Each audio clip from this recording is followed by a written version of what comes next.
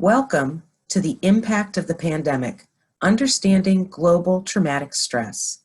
My name is Bobbi Beale. I'm a clinical psychologist with the Center for Innovative Practices at Case Western Reserve University. We're supported by Ohio's Department of Mental Health and Addiction Services. This brief webinar is designed to inform you about how trauma, specifically traumatic stress caused by COVID-19, is impacting all of us. In March, we all became painfully aware of how quickly the coronavirus was spreading across the country. By the end of the month, we had to stay at home from orders by our governor and our health director. Schools and child care centers were closed, and only essential businesses were allowed to remain open. Life as we knew it had dramatically changed. As we moved into April and some of the shock lifted, we became increasingly aware of three major areas of concern, all stemming from the pandemic and our necessary response to it. First of all, physical safety and illness, the disease itself. Even though we were told that certain at-risk populations would be hit harder, and that children and healthy young people and young adults would probably be just fine, it's still something to worry about. And the truth is, people in all categories have taken sick and some have died. The second area of concern is financial safety. Because we shut down the state, shut down the economy, essentially, many people lost their jobs or lost their source of income. And finally, the third one, psychological safety, because of the toll of separation from each other. We humans are very social beings, and we derive a lot of satisfaction and support from being connected with each other. So now I want to turn to Dr. Bessel van der Kolk, MD. He's the author of a book called The Body Keeps the Score, and he's known for being a trauma expert in our world. Dr. van der Kolk suggests that during this COVID pandemic, preconditions for trauma exist. Being aware of these preconditions and mitigating them with appropriate interventions may reduce the intensity of future trauma reactions. So the first precondition is a lack of predictability. We're in brand new territory here. We can't predict what's coming, and that's very disturbing. Second, immobility. We can't move around freely the way we used to. Even if we defy the safety and health recommendations that are out there right now, lots of places are closed or off limits to us, and some of us are trapped in volatile or dangerous situations, at risk for child abuse or domestic violence. And the third one, loss of connection. Because we're supposed to be practicing social distancing, which really ought to be called physical distancing. We want to be socially connected, but physically keep your distance. We're suffering from not being allowed to connect with each other. The human drive for connection is extremely strong.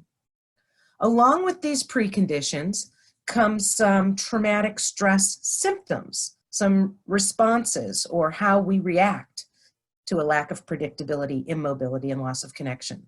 The first one is numbing out and spacing out. It's not that unusual. Life is stressful right now, and either we just sort of fade out in our brains and space out a little bit, or we do things intentionally, use substances or dive into TV binging to numb ourselves, to sort of escape the reality that our brains are in right now. Another one is a loss of our sense of time or sequencing. I don't know about you, but because I'm spending so much time on Zoom meetings and staring at my screen like I am right now, time does seem to warp and wave a little bit. Sometimes I get to Thursday or Friday and I'm like, what happened to the week? And other times I feel like the day is dragging on for days and days. So everything seems a little out of sync. We've also experienced a loss of safety. Now, some people did not feel safe prior to COVID. However, those of us who did have some sense of safety we've lost that feeling that everywhere we go and the people that we see are safe to us. And we've also, many of us, lost our sense of purpose. As Americans, we frequently identify ourselves by our work and our careers. And since so many of us have had to cut back on work, or we simply don't have a job right now, that's a big loss in terms of self-esteem and how we think of ourselves. We've included on this slide Bessel van der Kolk's free webinar, and there's a link there where you can hear him speak some more about trauma preconditions and what that means for us. So, one of the things that can help people feel better about things is information, education, increased understanding. So, let's take a look at a few things together. By the way, don't be frightened by the word neuroscience. I'm going to guide you through some concepts that will help us all to understand how trauma impacts us so that we can be more intentional about how we deal with it and more compassionate in our dealing with each other. We're going to look at the ACE study and how prevalent trauma is in our society, stress response patterns, the superhighway of reactivity, and then we'll wrap up this session with some ideas about engagement and supportive interactions. So, first of all, the brain does matter. 100 billion nerve cells in a complex net of continuous activity allows us our humanity. The brain is the organ responsible for everything that we do. It allows us to love and hate, laugh and cry, walk, talk, believe, achieve, create, destroy, all the things. For each of us, our brain's functioning is a reflection of our cumulative experiences. Bruce Perry, another one of our trauma experts, said it this way: no single theory can capture the amazing complexity of human beings. The brain is understandable and it has exportable concepts, meaning that we can use the things that we understand about the brain. This knowledge should complement our current perspective, not replace it. I'm not going to try to convince you about new and different things about the brain. I just want to expand your knowledge and understanding about it because it'll help us move forward. Dr. Perry uses a neurodevelopmental perspective. The cortex has its biggest developmental growth, and the cortex is marked there on your slide, and it has your biggest developmental growth from birth to age 4. And it's not fully developed until our late 20s. Trauma impacts the neurodevelopment of our brain, of our entire neurological system. And here's how that happens. It disrupts development, creating developmental gaps. Let me give you an example. If I were being abused and neglected in my family's home when I was maybe 8 years old, it is very likely that I'm not going to learn or understand the things that 8-year-olds are typically learning and understanding. A simple example is if my class is learning multiplication tables, but I'm really frightened about going home every night, and maybe I don't know when the abuse is going to happen, I'm constantly on hyper alert, on guard for that. I'm not learning my multiplication tables. I'm not learning how to be appropriately social with my peers. I'm really stuck being frightened and being stuck in my stress response system, and that creates a gap in my information, my knowledge, and my skills in the world. The other thing that trauma does is it just flat out limits our access to the cortex. Now, the cortex are these 2 big gray lobes up in our head, and the cortex, if you recall from the last slide, that I'll bounce back to for a second, is where we learn, where we can do treatment, therapy, education. All of our executive functions happen up in our cortex. Everything's up there. If we have limited access to that cortex, we are really stuck in the stress response system, and we don't have any choices about the things we do. We are thrown into a very reactive state. We know all of this, or at least a lot of it, because of the ACE studies. Even though the ACE study looked at a privileged, white, educated population, this population still suffered from childhood trauma, despite having employment, money, services, and all sorts of other resources that you would think would buffer or protect them from some of the impact of trauma. Let's take a look at what the ACE study did for us. First of all, it was a big study. It was a really big study. And they had almost 18,000 participants in the first round, and there have been a lot of replications and additional studies done around all the ACE study data.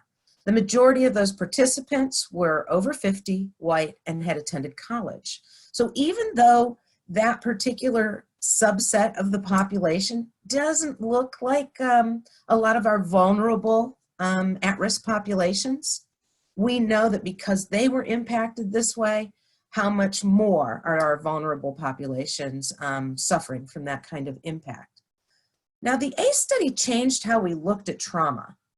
And prior to that, we really only thought about those first two columns, abuse and neglect. That's why child welfare exists, right? Because we wanted to make sure that we were protecting children from abuse and neglect. But we didn't really think past the abuse and neglect very much prior to the 1990s when the ACE study was published. Now, we do understand that that trauma comes in a variety of ways. And one of the things that the ACE study did for us was look at household dysfunction. So this was the first time that we looked at the things that happen around the child as opposed to the things that only happen directly to or on the child. So if you had somebody with mental illness in your household or your family, that's considered an ACE score. If you have an incarcerated relative, somebody in your house is involved in the legal and correction system, that's an ACE score. If your mother was treated violently, now the common term for that is domestic violence, and we now know that domestic violence can go in any direction. It's not just against moms. As a matter of fact, one of the fastest growing populations for domestic violence are the elderly, and they're at significant risk for being abused or bullied by other people. But back then, they were really just looking at the mother of the kids, of whoever the subject was. Another issue that came up was substance abuse. And again, not substance abuse by the youth.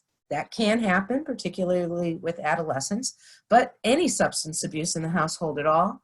And finally, it says divorce, but really what they were looking at was a loss of a parental figure.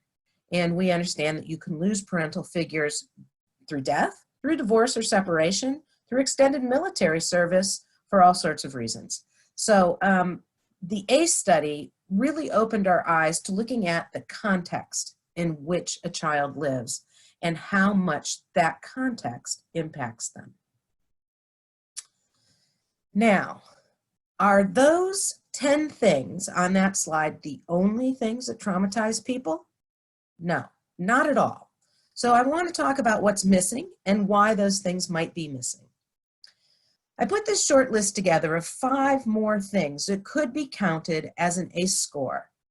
And I'm not just making these things up. It's not just my opinion. Many researchers and scholars believe that these things now, we understand now that these things do the same things to us neurologically as the 10 that we just saw on the last slide. So let's go through them quickly.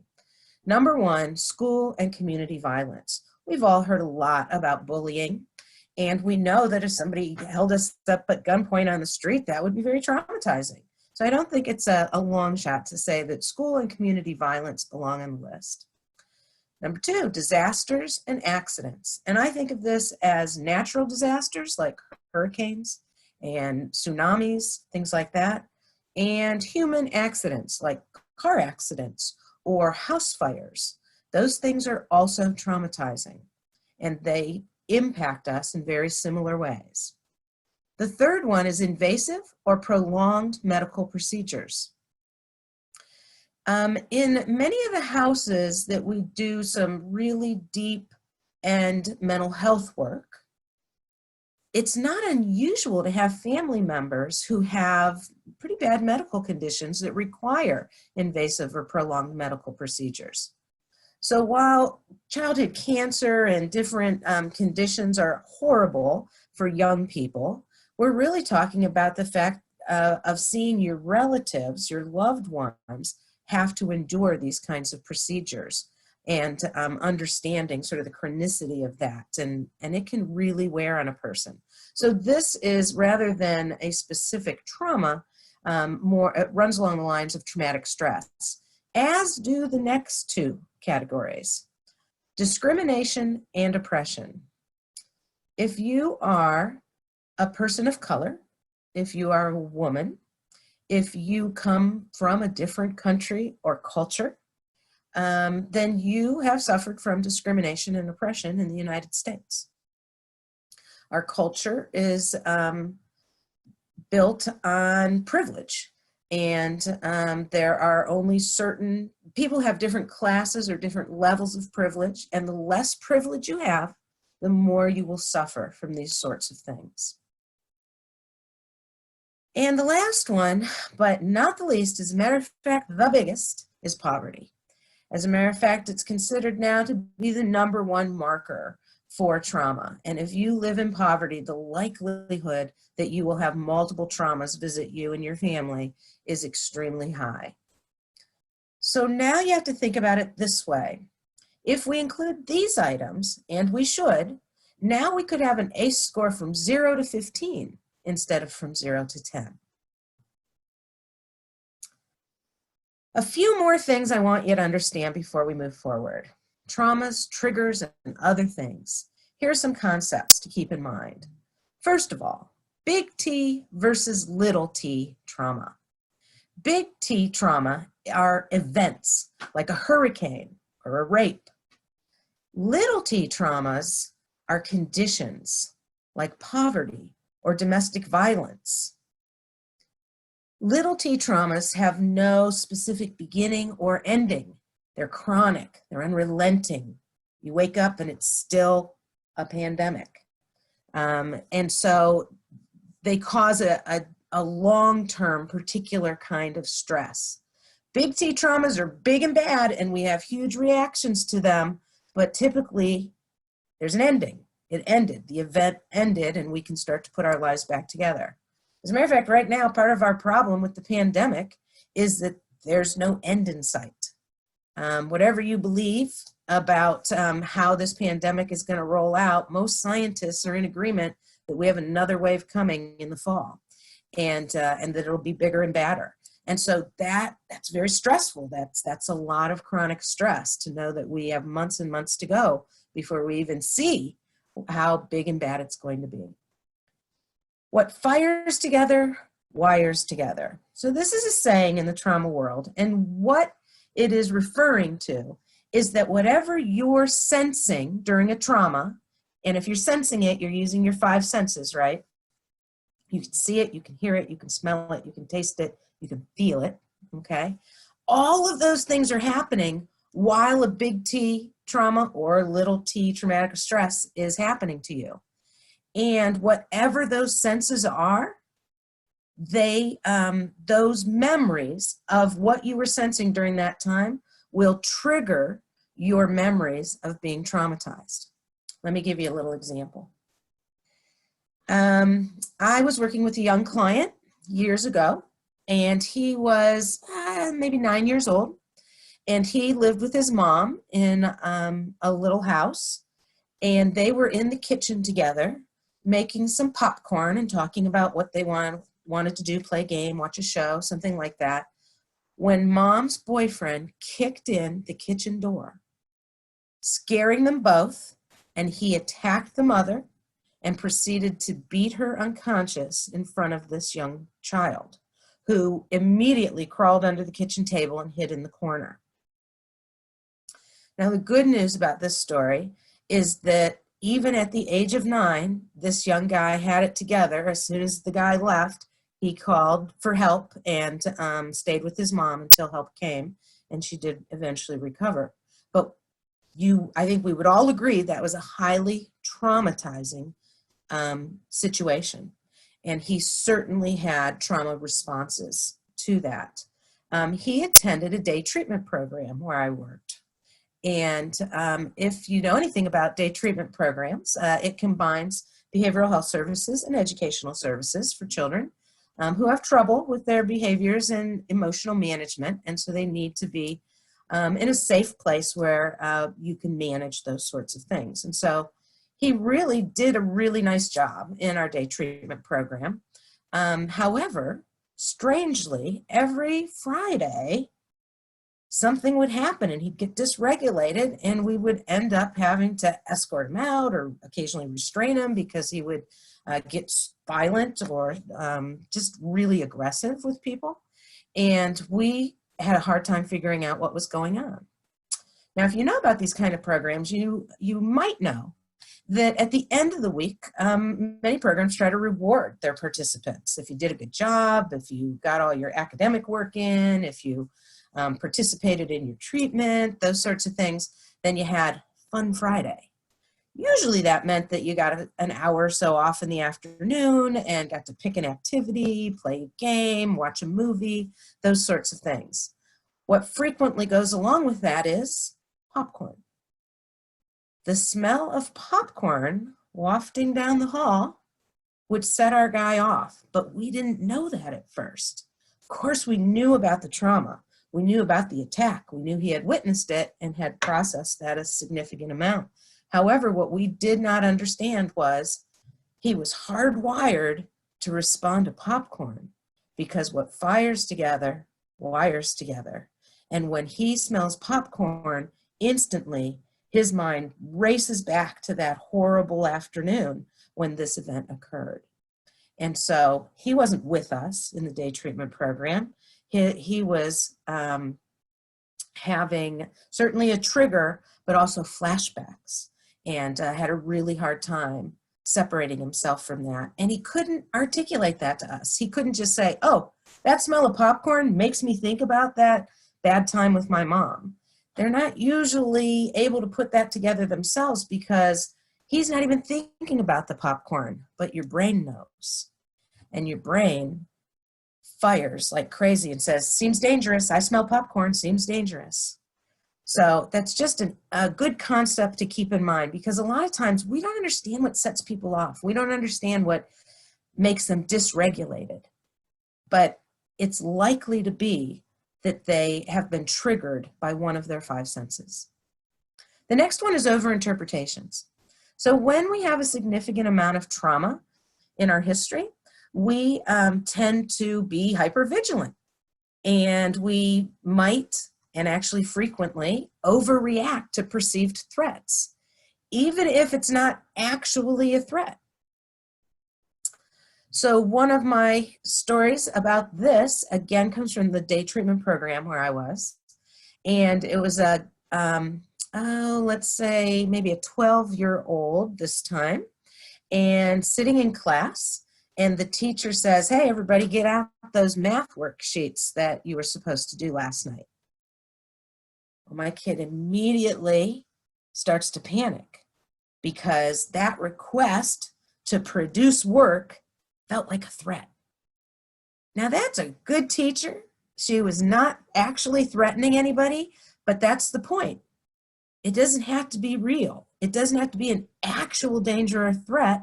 It just has to be interpreted by the person's brain as a potential threat, and it causes them to spiral, to be triggered, and to spiral down and have some sort of stress response. In this case, the response was to stand up and scream and yell, and you can't tell me what to do, and ended up shoving things off the desk and really acting threatening to other kids and getting escorted out. And it wasn't until they were working with the therapist, 20 minutes later, turns out that homework was in the bag right at their feet. But it wasn't about the homework. It was about interpreting something as a threat. Another example of this is hoarding behavior. It is not an unusual complaint for foster parents to be concerned that their foster kids are hoarding. They're hiding food in their rooms, in their closets, in their bags, in their shoes, and that's so frustrating for them. And these are good people trying to be good foster parents, and they're making sure that they have access to the food, that they get snacks, that food isn't used as a reward or a punishment. They're doing all the right things. Why is this kid hoarding food? It's driving me crazy, and it's going to cause us to have rats or mice and bugs, and they're so frustrated. But it is simply a symptom of trauma, and they are being hypervigilant, and at some point they were hungry, so they're going, if they get the slightest urge that they're hungry, they start hiding food away so they never have to feel that hungry again. Let's move on to punishment and shame. So punishment and shame.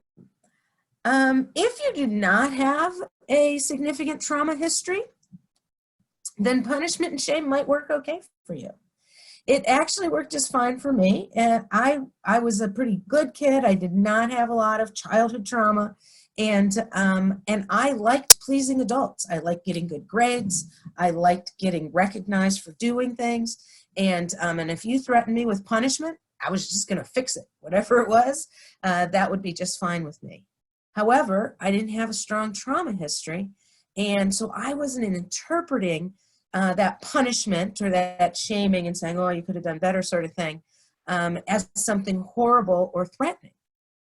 But if you have significant trauma history, punishment and shame simply triggers your stress response system. It actually exacerbates the very behaviors you're trying to curb, diminish, or get rid of. And the last one on this list, score 4 or more. This is the magic formula that if you have 4 or more of the traumas that we discussed, either the first 10 from the ACE study or the additional 5 categories that I listed for you on the last slide, 4 or more, and it's not how many times these things happened, it's just whether they ever happened. So if you could check off any one of those 15 items, how many categories of trauma would you check off?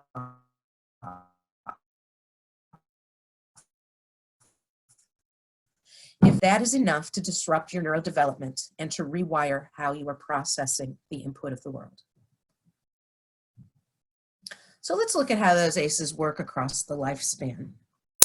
Starting at the bottom, we can have trauma before we're even born. Historical trauma markers exist in the DNA of at least 3 identified populations in the US: Indigenous people and genocide, African Americans and slavery, Jewish Americans, and the Holocaust. So even if you're one of the descendants of these people and you have made it, pulled yourself up by your bootstraps, so to speak, you have, you're middle class now, you have some resources and you don't feel threatened all the time, you still have trauma markers in your DNA. And these get passed along to your children. And historically, those are the big areas, but I'm positive there are others. And this is intergenerational. I'm sorry, this is historical trauma. Now there's also intergenerational adversity, and that is when parents have childhood trauma and they pass those along to their children. It's a little complicated, and I have other trainings where we could learn about that. But for now, just understand that if you experience a significant amount of trauma in your life and then you have children, the likelihood is that you'll pass along a certain amount of those. And then finally, direct trauma to the unborn child could include domestic violence, substance abuse, and traumatic or chronic stress in embryo before you're actually born. So you can have trauma before you hit the next level of the pyramid that says adverse childhood experiences. Now, as children, definitely they can experience their own trauma. And we know that about 30 to 50% of the general population in the United States have experienced enough childhood trauma to negatively impact their functioning and their long-term health. The trauma rates for people seeking treatment are known to be much higher. And so if you're in behavioral health care, if you're in child welfare, if you're in developmental disabilities, if you're in any of these other kind of service areas, then we know it's higher than 50% of the people that we work with.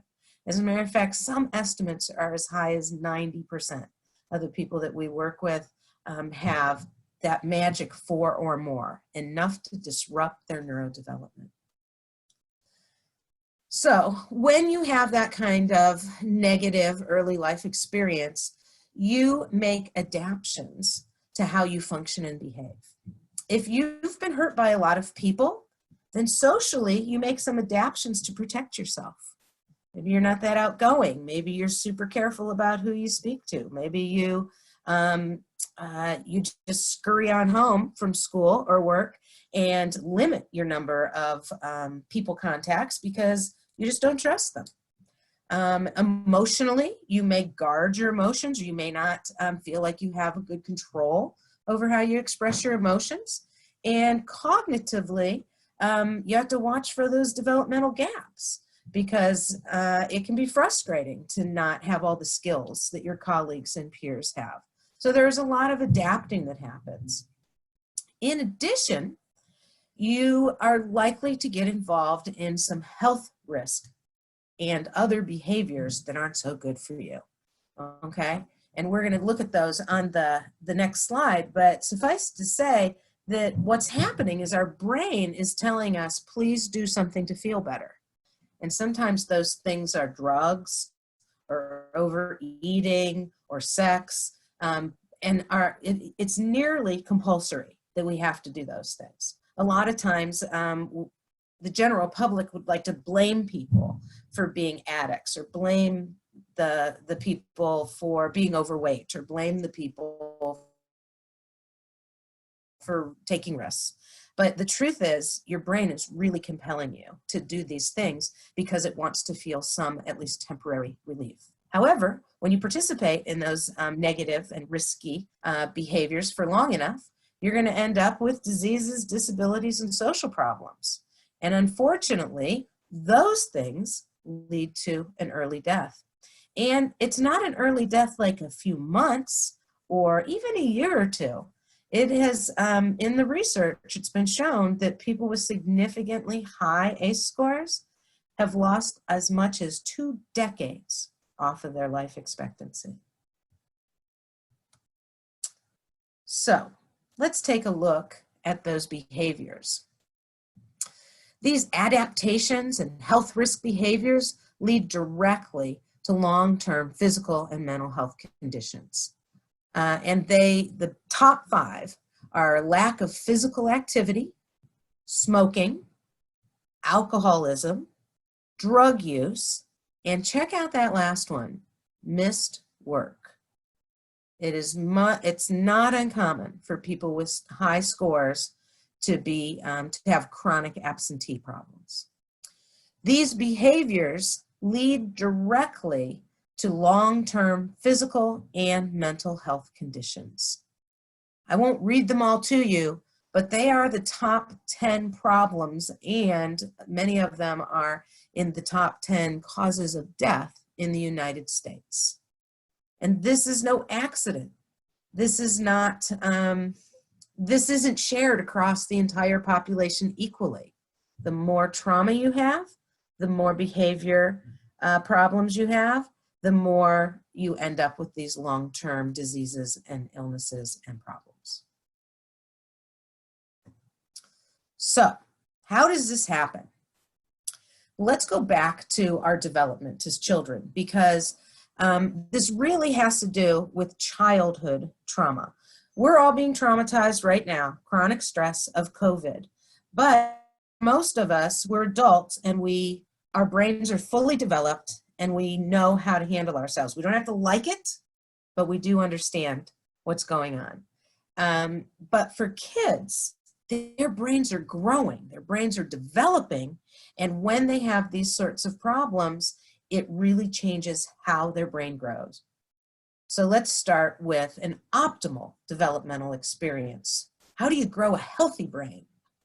Well, there are 4 critical things that help us grow healthy brains. The first one's good nutrition. You need the right stuff. That's why babies need breast milk. And lucky for us, we're clever humans and we've developed formula. So if for whatever reason they can't get mother's breast milk, then they can have the exact right mix for that brain to grow. Good nutrition grows a healthy brain.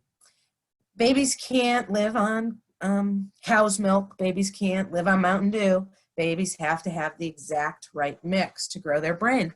And I found this interesting when I was looking things up. 80% of the caloric intake for young children and infants feeds their brain. 80%. Do you remember, can you flash back to high school or college and how hungry you were during finals and having to take tests? Did you think you were just snacking to avoid studying? It's actually just part of the process. You needed to feed your brain. 80% of caloric intake was feeding the brain. Now, that ebbs as we go through life, and as you might imagine, it's not quite the same for us adults. It's a complete flip-flop. And by the time we're adults, 20% of our caloric intake feeds our brain or our neurological system, and 80% goes, somewhere else on our body. The second thing that we need for optimal development is sleep. And boy, we're not so good at this. We're notoriously underslept in the United States. And not sleeping is a big problem for your brain. Your brain works all night. Your brain works while the body rests, and it integrates all of your experiences from throughout the day. It helps figure out, does this information align with other information I have? And so those neural connections sort of weave together. Or is this something completely different and it allows me to let go of something? But all that work happens while you're sleeping. And so if you're not getting enough sleep, then your brain isn't able to integrate things and help you feel knowledgeable, help you feel like you understand things. The next thing you need for optimal development experience is attachment. So attachment is important, and it has to do with loving, caring relationships that meet your needs as a young child. These attachments are developed through the caretaker response cycle or the maternal response cycle. And here's how it goes. The baby cries. When the baby cries, they're flooded with uncomfortable neurotoxins that say, no, I'm not right, something's wrong. And interestingly, the same thing happens in the caretaker's brain. And they're like, something's wrong, we're not okay, and they scoop up that baby. They scoop up that baby and they take care of it. There's only so many things a baby can really need, and so they either feed it, or they burp it, or they lay it down for a nap, or they entertain it, or they snuggle it, but they take care of that baby. They meet that need, and then the baby feels better and connects with that caretaker, usually with good eye contact, and that is creating that attachment and that feeling of that felt sense of safety and care, and it develops our relational systems. Now, if that doesn't happen, then we do not develop healthy attachment. But this is optimal, so let's say that that did happen. And the last thing that the human brain needs to develop optimally is novelty. Humans love novelty. We like to see new and different things. We like to be impressed by great feats. We like to see beautiful things that strike us as awesome or fabulous. We like art and music, and all sorts of things inspire us and make us feel good about the world. And so those are the things we need. We need nutrition, we need sleep, we need attachment, and we need novelty. And then we grow a really healthy brain. By the way, your brainstem and your midbrain, pretty intact when you're born, doesn't shift or change very much, but your limbic system and your cortical system really grow out, really increase in their mass. Now let's look at the other side of this slide, and that's neglect and trauma. So with neglect simply means you don't get some of those four things. Either you didn't get the right or enough nutrition, you didn't get the right amount of sleep, you didn't have healthy attachment, somebody did not meet your needs so that you could have that felt sense of safety, and or you didn't have novelty. And that, for instance, I think we all know, we all agree now that you can't raise a baby in a playpen. They must like get out. They want to see other things. They want to connect with people. They need to see new things around them, that sort of thing. So if you are missing those things, you have a neglected brain, and it just simply doesn't grow out the way it's supposed to. So your cortical area and your limbic area do not grow up and out the way that we would really like to see that happen. On the other hand, trauma traumatizes your brain, and it literally causes the bottom, the lower portions of your brain to muscle up and to say, I don't trust you to take care of me. This trauma stuff is real and it's threatening and I don't like it, so I'm going to make all the decisions. And that is where your stress response system is. And that's where we get stuck on. That your stress response is like, I'll take care of that. I'll take care of that. I'll take care of that. And that's okay sometimes, but it's not really what we want to be. We don't want to be in that reactionary state all the time, because here's how it works. The top half of your brain is supposed to get stronger and smarter and start modulating or influencing the bottom half of your brain. And so in the beginning, when you're a young child, you're super impulsive. If you want something, you grab it. If you need to go to the bathroom, you just let go and go. If you, you're just super impulsive and you don't have any ability to sort of delay gratification and those sorts of things. And that's normal in a toddler, okay? As we grow older, as we learn, as our brains expand, we are influenced by our cortex and our limbic system. So for instance, in our cortex, we can have strategies for how we're going to manage things. Let's say I really feel like I need to go to the bathroom right now, but I'd like to finish this presentation, so I could just shift how I'm sitting or cross my legs. I know I can last another 10 or 15 minutes. Those are strategies that my cortex gives me to deal with something so I don't act impulsively.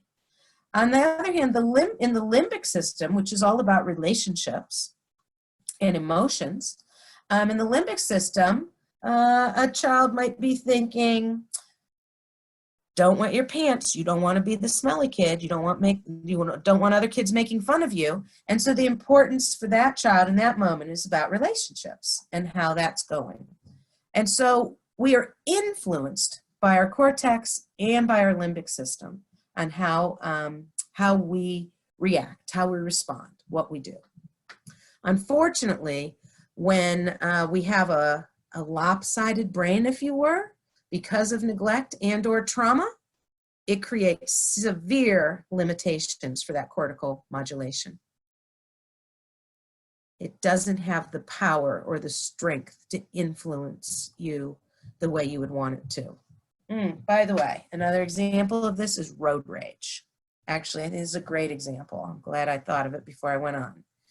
Almost every adult has experienced a sensation of road rage, if not an actual outburst. We've all been cut off in traffic. We've all thought like people were not paying attention or were behaving foolishly on the road, that sort of thing. And it creates feelings in us, right? That's called road rage. And I would venture a guess that all of you have at some point or another felt like laying on the horn, swearing at somebody, running them off the road, all those sorts of things. And yet we didn't do it. Why not? What prevents us? And I would say it's that modulation. It's our cortex and our limbic system saying, don't do it. I know they're idiots right now, but it's not worth getting a ticket. It's not worth going to jail. You don't want to have to pay the consequences of responding that way. So even though I feel like it, and I feel like you deserve it, you bad driver, you, I'm not going to do it. And so that's the power of having strong cortical and limbic systems. And if you don't have that because of abuse and neglect, you end up doing those impulsive, aggressive, in some ways self-centered kinds of things. So here's the brain under typical conditions. This is how it works. This is how it plays out in the brain. Input comes into my brain, and it comes in through my 5 senses, and I can observe that. Did I hear something, see something, whatever? I interpret what it is, like, I smell something cooking. Maybe dinner's almost ready. I interpret that, and I process it. Dinner might be ready. And what are my options? Well, I could finish my work and then go have dinner, or I can click it off and go have dinner now and come back to it, or I'm not that hungry, so I'm not going to have dinner right now. Whatever it is, I have options, and I make a plan. So my plan is, of course, to finish this webinar and then go have dinner. And that's how I'm going to respond to the sensation that I have. That's the brain process under typical conditions. When I interpret something as dangerous, threatening, stressful, then I can jump on a shortcut or an express route. When I'm stressed out, when I feel stress in my mind or my body, I get a message that I should do something to protect myself. And that means that I'm going into my stress response system. And in my stress response system, I only have a small, limited amount of responses or reactions, and they include fight, flight, or freeze.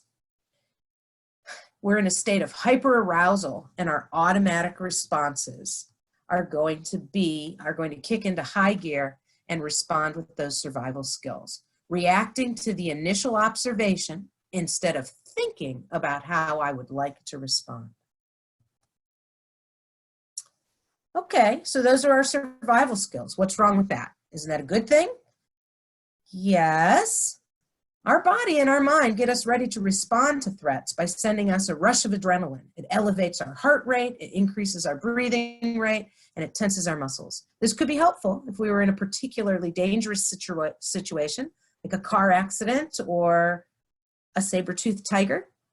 However, it's often an overreaction. Remember that overinterpretation that people with a lot of trauma have? It's an overreaction to different stress in our day-to-day lives. And so we can have these kinds of reactions even if there's not an actual tiger outside the door. With repeated stress, the express route can become the new superhighway of reactivity. This daily stress that we're under with COVID-19 could show up as racing thoughts, feelings of restlessness or agitation, difficulty with concentration, hard time remembering things. Prolonged or chronic stress can lead to high blood pressure, insomnia, and a weakened immune system, as well as symptoms of anxiety and depression. And we know that with rates of anxiety and depression significantly increasing in youth, it's imperative that we learn and practice how to shift into a more relaxed state. So let's take a look at this superhighway of reactivity again. Remember, first of all, that these are survival skills, and they usually help us to escape threats or to alleviate pain. Survival skills typically look like impulsivity, aggression, and self-centered. These aren't popular or enjoyable traits, and we often see people referred to treatment to decrease or eliminate these very behaviors. But I just want you to keep in mind that activated stress response systems cause us to have trauma responses, and these are survival skills. These aren't just bad behaviors. However, when children exhibit these, we often punish them for exhibiting these behaviors or attitudes, and that's a mixed message to our brain. I'm trying to survive, says the brain, and the grown-ups are trying to punish that survival response right out of them. And it's an uphill battle, and you're likely to lose. So now let's revisit this slide and welcome everyone to chronic stress by way of COVID-19. So because we're all living with a certain amount of unrelenting stress these days, we get stuck in this response system as well. Ideally, you have some strategies to take a deep breath and let that go and try to get back into your regulated self, but it's a struggle. It can be a real struggle. Everyone is starting to experience some level of chronic stress. So I threw this slide in at the last minute because it was just so poignant to me. Are you feeling stressed, scared about the future, anxious about your family, missing your friends, not sure who's in charge, out of your normal routine, stuck where you do not want to be, behaving your worst, coping by hoarding, can't think past today? Welcome to being a foster kid. When I get to the last line, I was like, oh, wow, I thought you were describing people in the pandemic, but no. And so let's just take a moment here to acknowledge that lots of folks have been living with this kind of unrelenting stress in their lives for a long time. How would any of us respond to being punished for these behaviors? I don't think it would go over so well. And I just think it's good for us to remember. So essentially the problem is that strong negative emotions trigger our survival mode, or the superhighway. And that includes the limbic system and the amygdala, which is great for outrunning that saber-toothed tiger, but it shuts down the prefrontal cortex, which prevents reflection, having a broader perspective, consideration of others, being kind, etc. And unfortunately, it's an either-or situation. We just really aren't good at using both parts of our brain at the same time. That's why they're called executive functioning. So we sort of take over executively and say, we're going to make the best decision possible here and not get all emotional about it. But it's hard to not be emotional when we're stuck in unrelenting stress. So now, folks, more than ever, we must be trauma-informed. So trauma-informed care, or TIC, as we call it for short, should adhere to the 4 R's. And these 4 R's come from SAMHSA, the Federal Substance Abuse and Mental Health Services Administration. And here they are, the 4 R's. Realize the widespread impact of trauma and the very many pathways to recovery. Right now, trauma and traumatic stress is global. Everybody suffers from the pandemic, although we don't all suffer equally. People of color, people in poverty, they have fewer resources and cultural supports or privileges to sustain them. But we are all in it. Number 2, recognize the trauma signs and symptoms. Hopefully, I've given you a brief overview of those, and you understand that, first of all, they fall into the fight, flight, or freeze categories. And secondly, they look like aggression, impulsivity, and self-centeredness. They're not bad people. They're just challenged people having trauma responses. Thirdly, we need to respond by integrating all of our knowledge about trauma into all facets of service delivery and life. Not just at work, not just if you're a therapist, but everywhere. We need to respond with kindness, support, connection, respect, everywhere. And finally, resist re-traumatization. I don't think anybody's triggering other people on purpose. However, we do have to actively work on not punishing survival skills. It doesn't work to punish them, it just exacerbates the problem, and we can't automatically just keep punishing things. We have to do better, and we can do better. The more we understand about the neuroscience of our own brains, the more we can be intentional about how we respond. So what can we do about it? Well, let's expect resiliency. Resiliency is an expectation and not an exception for youth with significant emotional and/or behavioral challenges. Resiliency is an ordinary process available to all youth. This is from Ann Maston. So I told you that Dr. Vanderkolk and Dr. Perry were trauma experts. Ann Maston, and I should say Dr. Maston, is a resiliency expert. And so I've been following her work for quite some time now.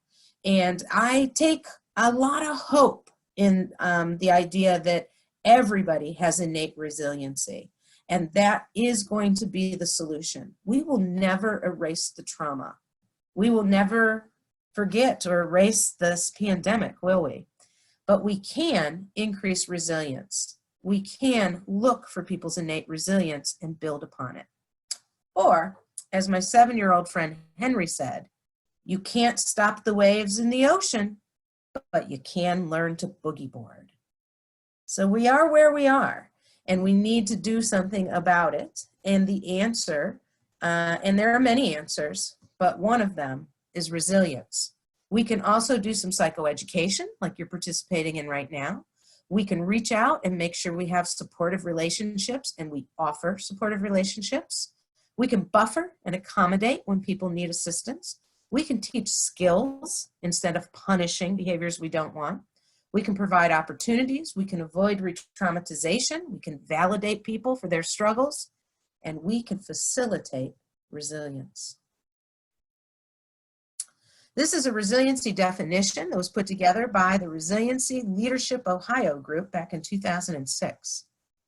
Resiliency is an inner capacity that, when nurtured, facilitated, and supported by others, empowers children, youth, and families to successfully meet life's challenges with a sense of self-determination, mastery, hope, and well-being. I want you to understand that it's not just about bouncing back. It's about a lot more than that. Resiliency gets us out of bed in the morning. Resiliency makes us go to work. Resiliency helps us help others. Resiliency helps us feel confident and competent. So there's a lot to do with resiliency.